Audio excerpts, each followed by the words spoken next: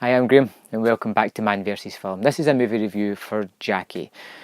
Jackie stars Natalie Portman as the titular character, and this is all about the prevailing week after her husband's assassination.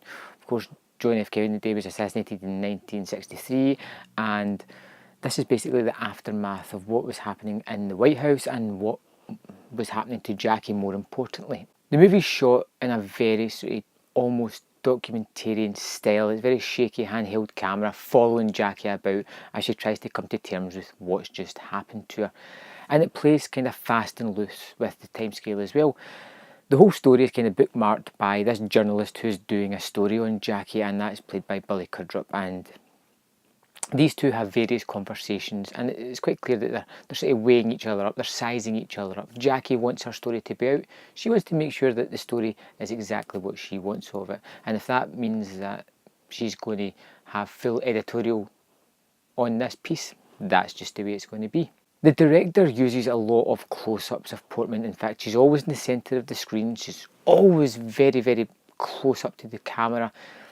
And that works very well in just showing the emotion that's on Portman's face during these scenes, but it also works as well because there's a few scenes very early on where it's all very close up, and it's not until it pulls back later on that you realise that it's still the day that Kennedy was shot. She's still wearing the clothes that she had on in the car. It's covered in blood. She's not had a chance to even get changed before she's been flew back to the White House. And it just shows you how quickly that Lyndon Johnson was sworn into office, and how she's almost getting kicked out of the White House before she even has a chance to sort of deal with her husband's death. Short of the funeral arrangement, she's getting pushed out immediately.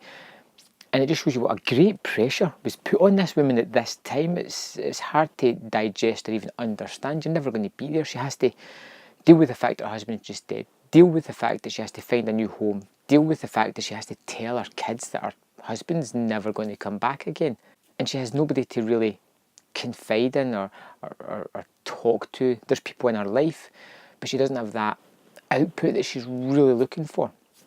Now, the movie itself is really well shot. Like I said, it's kind of that pseudo-documentary, kind of voyeuristic way of filming it, and it's also mixed in with some real footage, I think, or it's definitely changed the footage, the film stock, to make it look like that time, and it really just puts you into that time and place.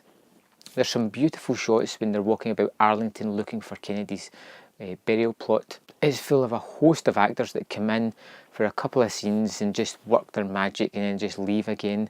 But more importantly, it's just an interesting portrayal of a woman trying to deal with grief while she's in the public eye. It's a very hard time for her. She's a very strong, proud, competent woman, and it comes across immensely in the movie. I really like Jackie. I thought it was really well done. It wasn't what I was expecting. It's kind of different for a biography, and it's which this movie most definitely is.